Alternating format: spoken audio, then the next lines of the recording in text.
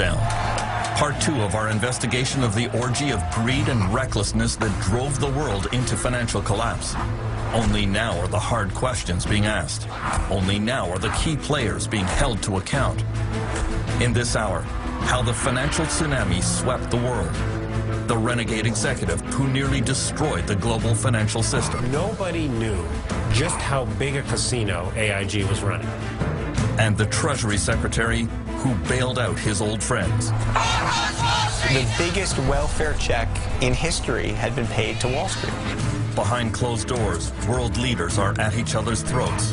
The reaction of the Europeans is very aggressive, very accusatory. Iceland is stabbed in the back by an old ally. Meltdown, the secret history of the global financial collapse.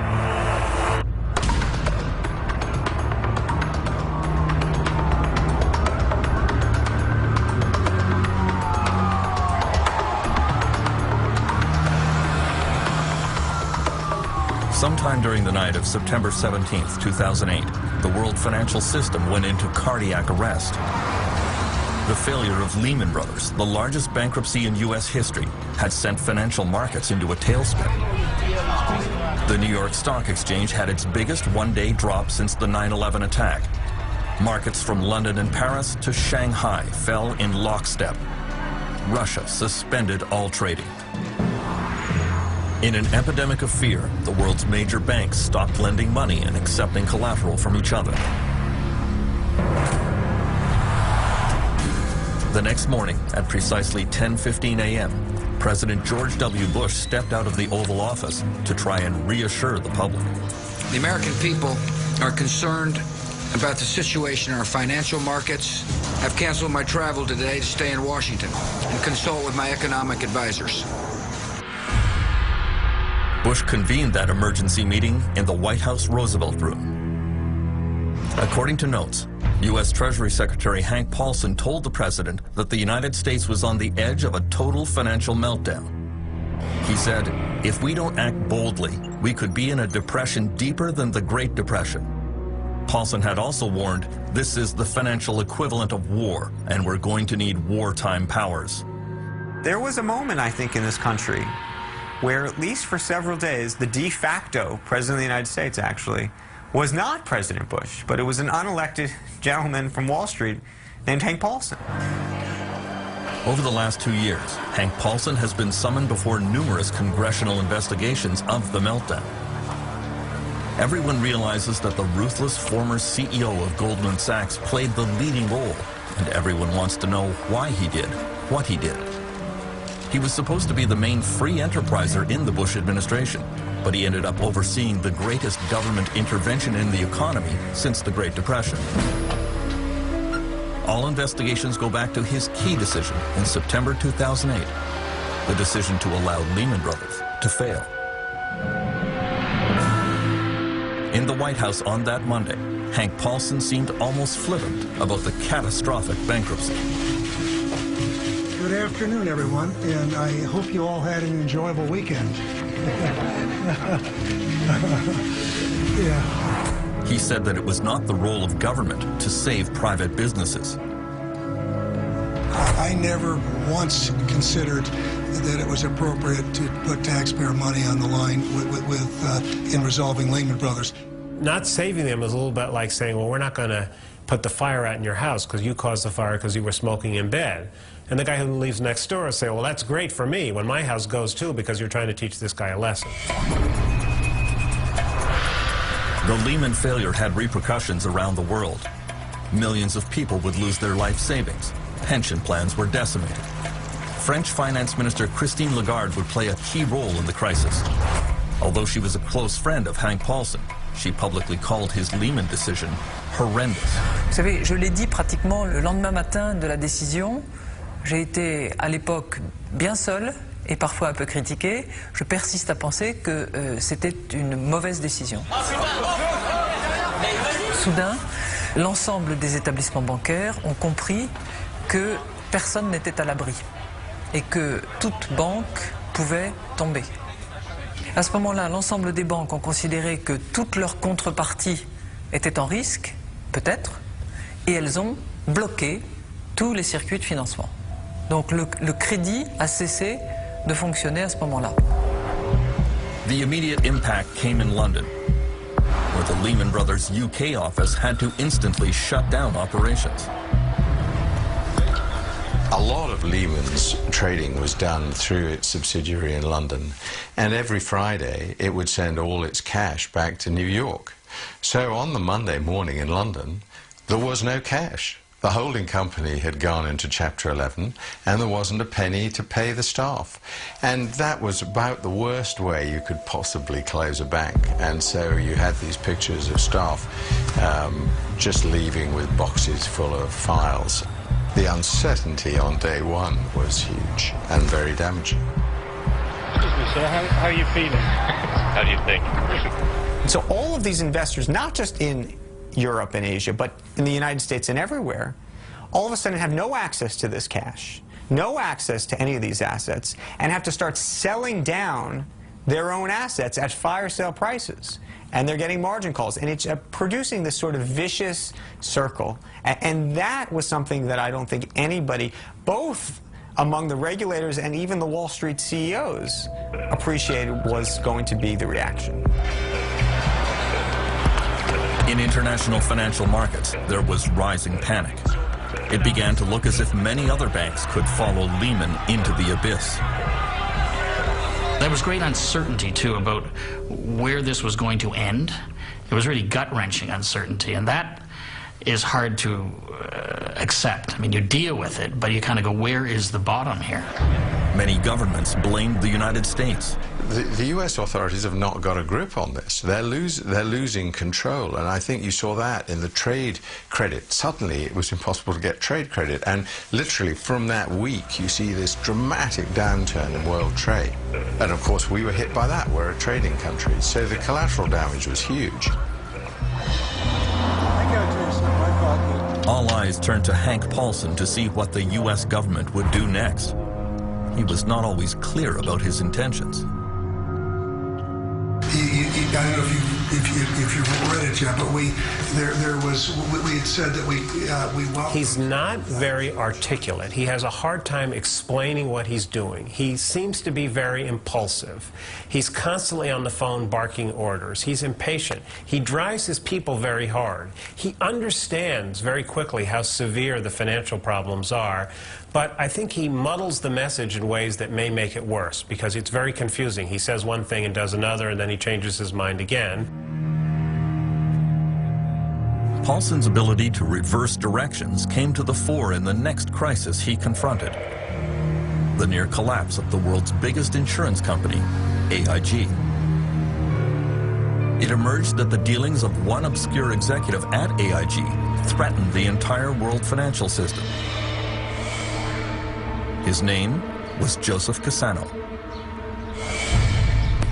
Cassano lived in the most exclusive neighborhood in London, England. Every morning at 7 a.m., the 53-year-old American executive would hop on his bicycle for the short trip to the office. He may have dressed like a bike messenger, but in fact he was the head of the financial products division of AIG.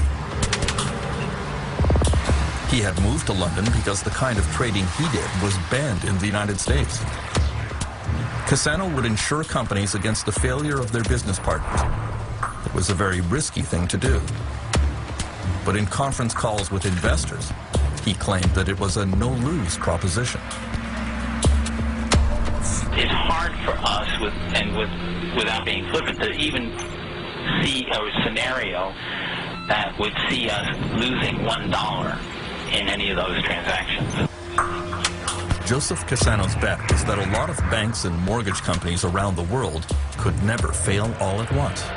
Of course, the downside was that if for any reason those products started to misperform, if the housing market crashed in a way that people hadn't seen in living memory, then of course AIG would face a very big bill. But Cassano, like many traders, didn't worry too much about that.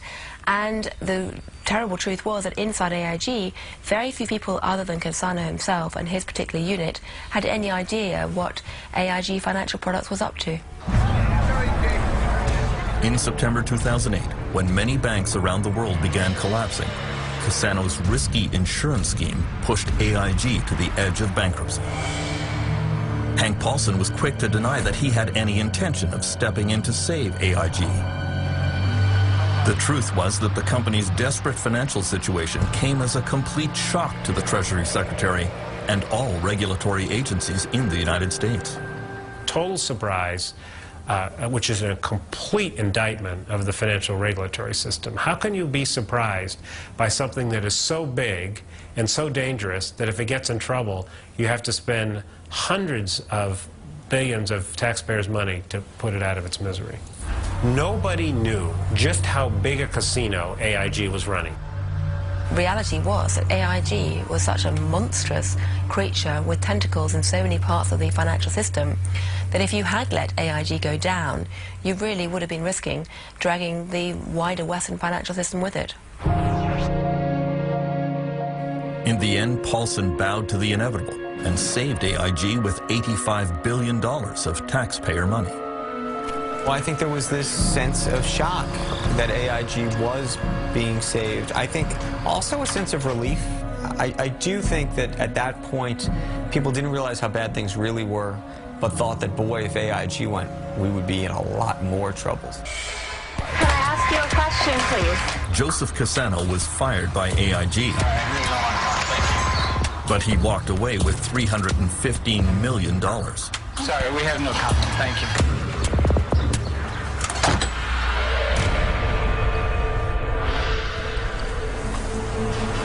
On Thursday, September 18th, U.S. Federal Reserve Chairman Ben Bernanke and Hank Paulson went to ask congressional leaders for more powers and several $100 billion to staunch the bleeding. The meeting took place in the office of the most powerful woman on Capitol Hill, House Speaker Nancy Pelosi. Good evening. I'm very pleased to welcome the Democratic and Republican leadership of the House and Senate, as well as the... Bernanke speaks first. And, you know, Fed chairmen are usually kind of careful about predicting doom and gloom, because if they say they're going to be showers, everybody assumes it's going to be a hurricane. And he comes in and says, it's going to be a hurricane. He says that if you don't put some money up, taxpayer money to bail out the financial system, we'll have another Great Depression. And most of the members of Congress there are just completely stunned. Harry Reid, the majority leader, the senator from Nevada, says to him, well, how long do we have? And Bernanke says a couple of days. And Harry Reid says, the Senate of the United States does not flush a toilet in a couple of days. They really thought they were staring at the economic abyss. That's what was in front of them. And, you know, we focus so much on Lehman Brothers and AIG, but it was those next dominoes. It was Morgan Stanley going. It was Goldman Sachs going next. And after that, we were talking about General Electric, an American icon. Hank Paulson's telephone logs show that he was receiving calls from the head of almost every major corporation in America. Many of them, like Jeffrey Immelt of General Electric, worried that bankruptcy was just around the corner. Paulson realized that he had to pump government money into the financial system to allow banks to resume lending to consumers and to each other. He came up with a plan called TARP, the Troubled Asset Relief Program. The government would strengthen U.S. banks using taxpayer money to buy their questionable assets. We got to get this up to the hill quicker. We got to keep it simple, very simple. The proposal was not well received. Hank Paulson, who wasn't very good at dealing with Congress at the best of times, turned up with a very thin proposal of a similar kind to recapitalize the banks, but it wasn't well prepared. It was only 10 pages long, whereas most bills in Congress are 700 or 800 pages long. There was no account about how the money would be spent, and Congress turned down the plan. They didn't like it. You see, what has been holding up the deal... Ohio Congresswoman Marcy Kaptur voted against the bailout. I saw it as a means for Wall Street to take a very gun-shy Congress a few weeks before election and strike the fear of God into them and get anything you wanted out of them and essentially transfer all of the losses that they knew were happening to the public sector. No, Mr. Paulson, we're not going to do what you're asking us to do. The vote did not turn out as Hank Paulson expected. On this vote, the yeas are 205, the nays are 228. The motion is not adopted. The bailout package was defeated today. Stocks fell off a cliff, the largest single-point drop in history. In the end, well, they were horrified. They thought that they had made the case that we were on the cusp of another Great Depression, and they couldn't believe that Congress wouldn't approve the money. They were stunned. And it made the crisis worse because it made everybody wonder whether our political system had its act together. Hank Paulson said he never felt worse than when his proposal was voted down, and he began to show it. One of the sort of physical reactions he has is he does these sort of dry heaves. It's sort of almost a nervous, emotional, tired, it's his form of sickness, if you will. There's a moment when he goes to the Hill. He's trying to convince these congressional members to pass TARP, and that evening, you know, they bring him a trash can, and then they say, should we get the, you know, the congressional doctor to come? And he says, no, this happens to be a lot. Paulson's international colleagues could see that he was under enormous pressure.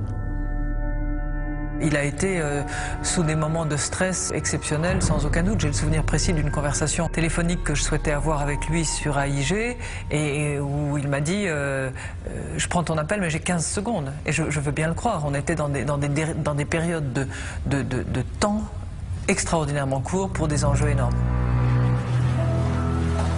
Ben Bernanke and Hank Paulson warned congressional leaders that if they did not get sweeping new powers and $700 billion, there was a serious chance of another Great Depression. In the end, they got the powers and the money, but the signs of depression started appearing anyway.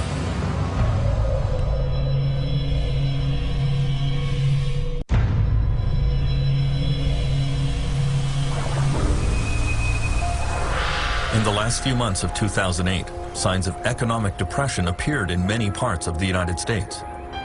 There were over 1 million home foreclosures, the greatest share in California. 2 years later, the foreclosure rate is still increasing. What he doesn't get right now, he can get from... Deputy Mark Haybaker of the Sacramento Sheriff's Department used to enforce only 1 or 2 foreclosures a month. Now he has 20 to 30 a week.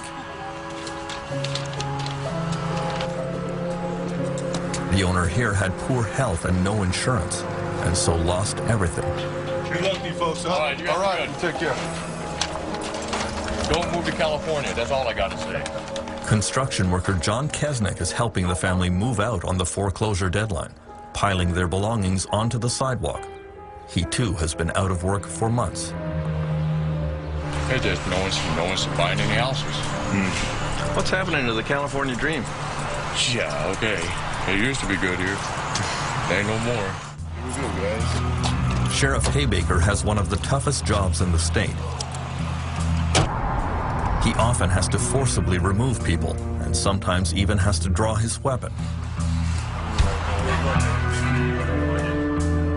He is haunted by the case of one older man who was not going to listen to reason. Hello? Sheriff? He continually called the bank and made threats to them. The bank made me aware of this. I showed up with another officer. We approached the house and made entry into the house, and when we did, he shot himself, committed suicide. The living room was dark. He was sitting in the living room on a couch. Didn't leave a note for us, didn't leave any explanation at all, and he did pass away the day after that. His family had probably lived there his whole life, and the bank took his house, and he probably felt that he had nowhere else to go. After being foreclosed, many former homeowners have no place to go and fall into despair. Some have to sleep in their cars.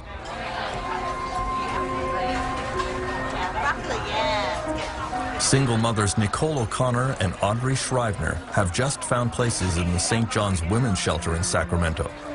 Both had been living in their cars for weeks with their children. Audrey has also been battling cancer. I've been working since I was 15, so I have a lot of history, but physically I'm just not up to it, right now. And so for the month before I came here, me and the 2 kids were living out of my van. Yeah, and that's scary. Not many places you could park a car overnight. Being a woman by yourself. You've got security running around going, you're not supposed to park here. It's like, well, where are we supposed to go? And you're a single woman, pregnant, 7 months pregnant, and you're like, where do I go? Where do I go? I'm not used to living on the street because I didn't know where to turn. You just cry. You're in a small van, and you just want to cry all night, and you just don't know where to turn. Under government pressure, California banks and mortgage companies hold events like this one in San Diego. Homeowners facing foreclosure are offered one last chance. They line up to talk one more time with bank officials, but there is little room for negotiation. It is exasperating for homeowners like Jack, who did not wish to provide his last name. They don't do any favors for anybody. It's all about money. They don't care about people. They could send them home, make them homeless, put them in the street. They don't care if they're elderly, disabled, people who lost their jobs or had a health condition or mental health condition. They could care less. They could care less. It's only in America. Rob or feed the rich. That's how it is in America. The actions of banks during the financial crisis raised the ire of many U.S. politicians. They don't return your phone call, or they put you through so many hoops that you get so confused that you just give up. And that's the whole idea. Wear you out. Make it confusing, make it very intimidating, and you'll walk away. And then someone else ends up owning that property, not you. So you've lost everything that you've invested in. The gentlelady from Ohio rise. Marcy Kaptur went to the U.S. House of Representatives and told Americans to fight back against foreclosures, even by resisting the sheriffs. What I'm telling people right now is stay in your homes. If the American people, anybody out there is being foreclosed, don't leave. You be squatters in your own homes. Don't you leave. In Ohio and Michigan and Indiana and Illinois and all these other places where our people are being treated like chattel. I would venture to say well over 75% of the people that get these notices from lending institutions have no clue about how to defend their own interests legally. It's a tragedy. On Monday, October 13th, 2008, as the U.S. economy was spiraling downwards, America's top bank CEOs were summoned to an emergency meeting at the U.S. Treasury building in Washington. News cameras caught fleeting images of the arrival of Jamie Dimon of J.P. Morgan and Lloyd Blankfein of Goldman Sachs, John Thain of Merrill Lynch, and John Mack of Morgan Stanley. It was a holiday weekend, and the purpose of the meeting was kept secret from the participants. David, it's Hank. U.S. Treasury Secretary Hank Paulson had decided the time had come for radical action. He intended to launch a virtual government takeover of the U.S. banking system by making direct government investments in all major banks. He knew that many bankers would be reluctant to accept. Paulson has a problem, which is basically the government of the United States can't force the banks to take this taxpayer capital. He wants them to take it because he wants to put capital into the weakest banks, and he wants the financial system to have more capital, because if it doesn't have more capital, it's going to shrink, and that's going to hurt us all. So he has to use his forcefulness to make them feel like none of them have a choice. And he does. The bankers knew that if they accepted the money, they would also have to accept a lot more government interference in the way they ran their businesses, right down to the size of their bonuses, something they desperately wished to avoid. In the end, each of the 9 CEOs present signed a hastily drafted single sheet of paper. $10 billion of government investment for Merrill Lynch, $10 billion for Goldman Sachs, $25 billion for J.P. Morgan, $250 billion in all. To Hank Paulson's own surprise, they capitulated much more quickly and easily than he ever imagined. Literally by 4 or 5 in the afternoon, it was done. Nice suit there, buddy. Try not to steal any more money. The biggest welfare check in history had been paid to Wall Street.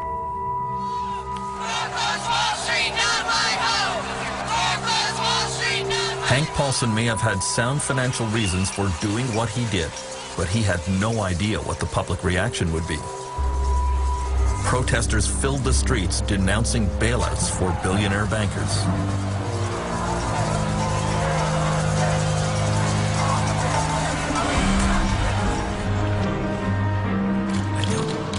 Paulson is still under fire for his handling of the financial crisis.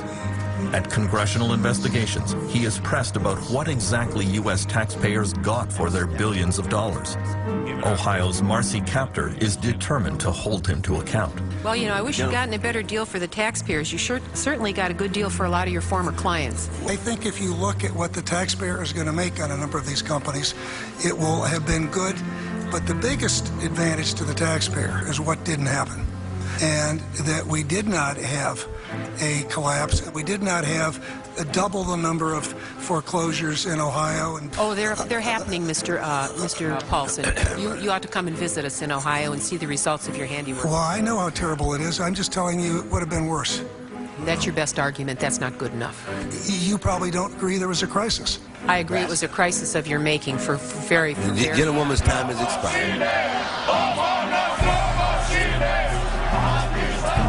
The economic collapse of 2008 quickly spread to Europe, and so did the rage against bankers and politicians.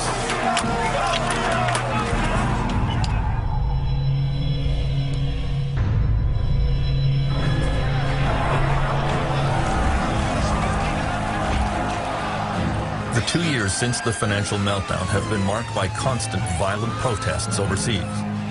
Police have fought pitched battles with demonstrators in London, in Italy, and in Lithuania. Protests in Greece began with farmers and quickly spread to civil service workers and students, all of whom are facing severe funding cuts because of the meltdown. From the very start, European governments stumbled in response to the turmoil. Conflicts first appeared at this meeting in Paris on October 4th, 2008. Banks in Britain and France had already started to collapse, but Europe's leaders couldn't agree on what to do about it. France's Christine Lagarde had proposed a European rescue fund for troubled banks, but Germany's Angela Merkel wanted nothing to do with bailouts of any other country's financial problems. In a closed session at the summit, Merkel sternly told President Nicolas Sarkozy, every country must clean up its own shit. Ironically, that very day, a German mortgage lender suddenly needed a massive government bailout, and it was Merkel who had to write the check. A French newspaper quoted Sarkozy's gloating. Merkel told me each to his own shit, and then she ends up in it. Maybe the meeting failed, but it was not my failure, it was Merkel's. She fell into her own trap. The whole affair was not a great advertisement for European unity. Mais c'est pas un drame. C'est pas d'aujourd'hui que l'on ignore qu'il y a une culture anglo-saxonne, que l'Allemagne a sa propre organisation hollandaise et que les pays méditerranéens peuvent avoir d'autres idées. Tout le monde le sait. Et vous savez, l'Europe, c'est 27 pays souverains. Ce ne sont pas des provinces. Ce sont des pays avec leur souveraineté, leurs drapeaux, leurs hymnes nationaux, leurs histoires respectives qui ont souvent été en guerre les uns avec les autres. Et cette Union européenne qui est un véritable miracle depuis sa constitution, elle fonctionne de manière cohérente, consensuelle, cohésive. Mais elle ne fonctionne pas comme un seul homme sous une fédération comme pourraient fonctionner les États-Unis ou le Canada par exemple. We now know that the only thing that really unified the European powers was anger at the United States. A tug of war played out behind closed doors when world finance ministers descended on Washington to confront the Americans in the first week of October 2008. That critical meeting was chaired by Hank Paulson. Hank started the meeting by saying, you know, we're in a bad situation here. We have banks failing in the United States, banks failing in the United Kingdom. Some of the regional banks in Germany had failed. It was unclear that the markets would even open on the Monday, and we better deal with this. And that's a sobering conversation. French Finance Minister Christine Lagarde admits anti-American feelings were running high. qui est certain, c'est que les dérèglements financiers à partir d'un marché, le marché américain, et qui a son origine dans une bulle immobilière considérable, a déréglé l'ensemble des circuits financiers et a précipité l'ensemble de nos économies dans le monde en situation très difficile. The reaction of the Europeans is, for the most part, is very aggressive, very accusatory of the United States. You caused this because you let Lehman Brothers fail. I didn't think it was particularly useful. I mean, and I pointed out to some of my colleagues that a lot of the European banks were leveraged at 30 to 1 and 40 to 1, so they couldn't really be too critical of investment banks on Wall Street that were leveraged the same way. The G7 finance ministers met President Bush the next day at the White House. He acknowledged that the United States bore the chief responsibility for causing the crisis and promised that the U.S. would change its ways to help clean up the mess. The finance ministers left the White House with a new plan that was agreed to by all G20 finance ministers, the World Bank, and the International Monetary Fund. So by Saturday night, everybody in the financial world that had anything to say in government or in the central banks had endorsed the plan. I think actually that's quite positive news in terms of world government. Former Canadian Prime Minister Paul Martin says world leaders were struggling with how the game of international finance had changed. The best example, I think, in many ways is, is this person buys a house in California, pays twice as much as he can afford and twice as much as the house is worth on the basis that the value of the house is going up. He gets a subprime mortgage, and it defaults. And what happens as a result of his default? Asian markets crater, and municipalities in northern Norway are declaring bankruptcy. That is an interconnectedness which I don't think anybody fully understood. Far from the corridors of power, some countries were immediately devastated by the global financial collapse. Iceland was headed for bankruptcy and ruin.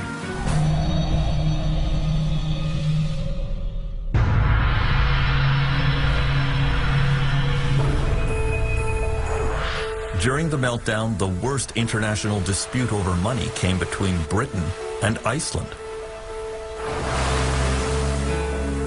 Iceland flew higher and crashed harder than almost all other countries. In the boom years, Iceland had privatized its banks. The new owners embarked on a binge of questionable financial practices. Many Icelanders thought they had developed a world-beating new banking model. But the global financial collapse would prove them wrong. Egil Helgason is Iceland's most popular political broadcaster. Suddenly, a small country with no history of banking, no history of stock markets, thought that they knew best. Even it's on record from the Icelandic Chamber of Commerce saying, of course, the Scandinavian countries cannot teach Iceland anything because we are cleverer than them. In the years leading up to the crisis, Icelandic banks opened operations in London and launched major ad campaigns to convince British citizens to deposit their money in high-interest Icelandic accounts. Credit cards, club cards, discount cards, frequent flyer cards, ridiculous. The actor John Cleese became a pitchman for the Kaupthing Bank. So all you Icelanders have got this figured out. IceSave, right. IceSave was an internet deposit scheme run by Landesbank. Because IceSave's an online savings bank, completely dummy-proof. Not quite. In October 2008, Iceland's banks quickly collapsed and had to be taken over by the government.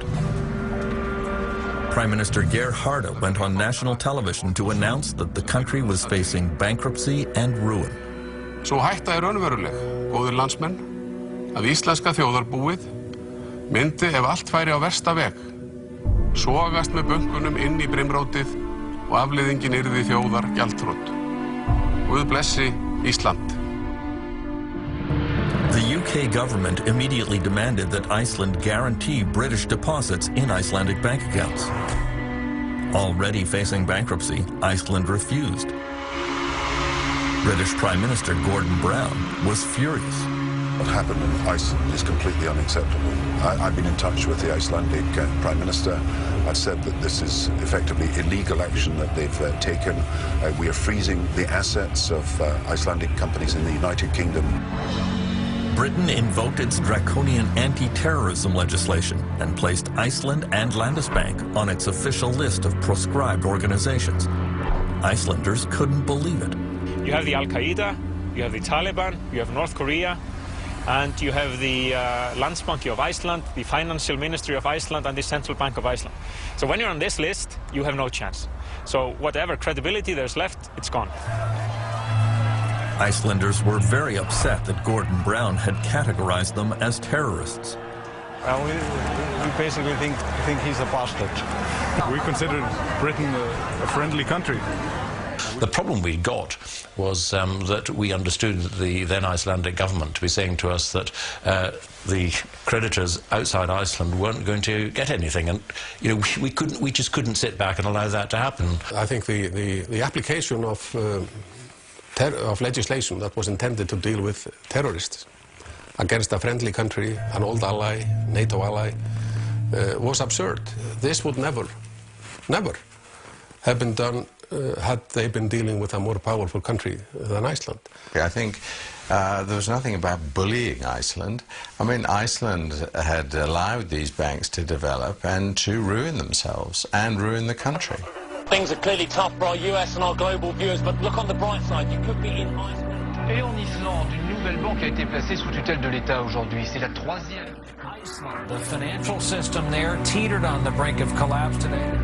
The scale of the crisis, the government's taken out these full-page ads reminding people to remember their loved ones, to think of their children. This is also sort of the end of an illusion that has sort of collapsed, because for a while everybody thought that they would be living in a famously rich society where everybody was moving around money, and we have to sort of reinvent ourselves as a nation.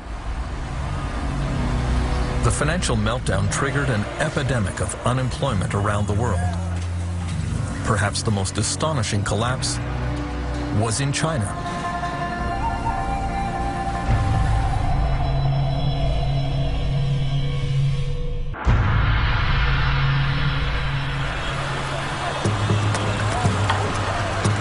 The interconnectedness of the world economy became starkly apparent in late 2008 in China. Shaoxing is China's textile capital and was among the first places to be hit by the full impact of the global financial crisis. The story begins with Tao Shulong, the millionaire owner of this textile plant in Shaoxing. Tao's factory employed 4,000 workers in an industrial compound that covered the size of several football fields.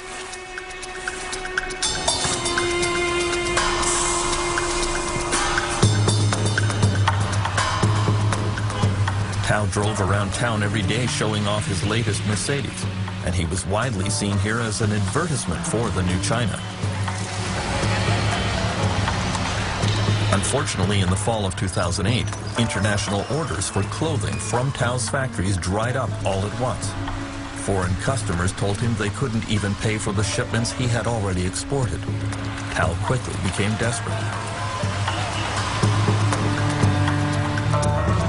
He had no cash reserves to pay his workers, and there was no way under Chinese law that he could file for bankruptcy protection from his creditors.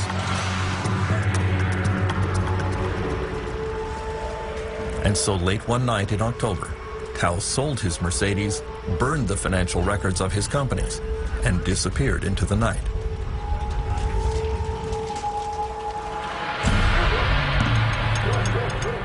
Tao wasn't the only one. Dozens of Chinese factory owners did exactly the same thing.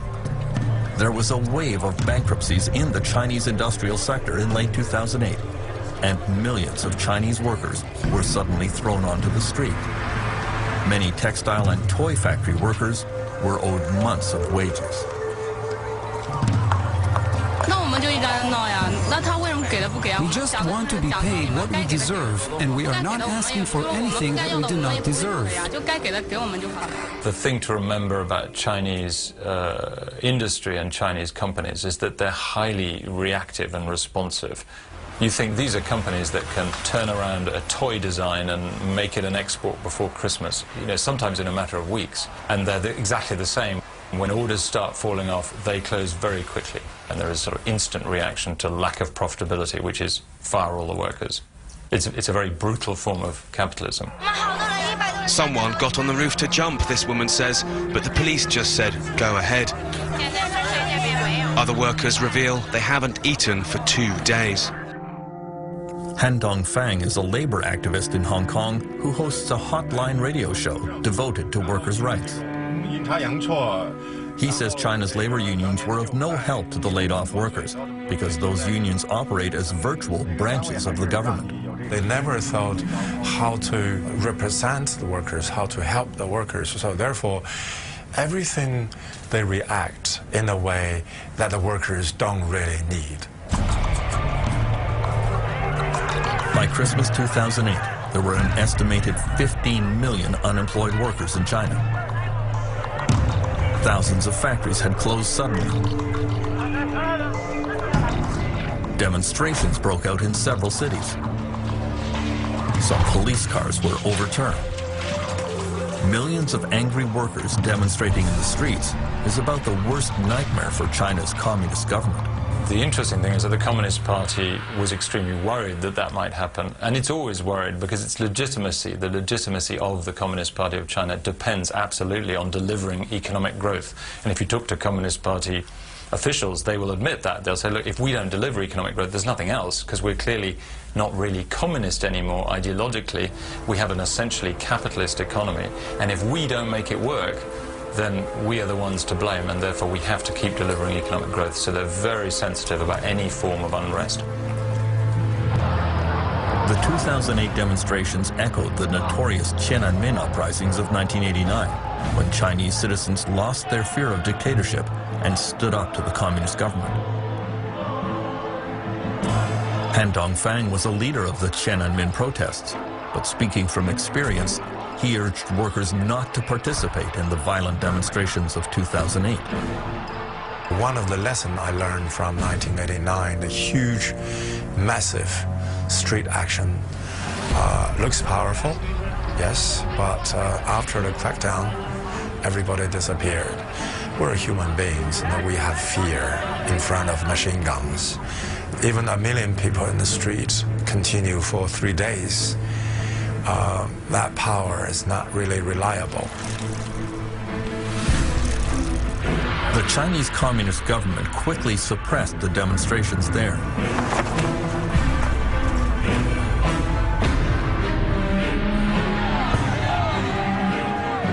But by the end of 2008, workers around the world joined the global protest against the economic devastation brought on by the financial meltdown. In Iceland, demonstrators pushed for the overthrow of the government. In France, some bosses were kidnapped and held hostage by angry employees. The victims of the crisis were fighting back.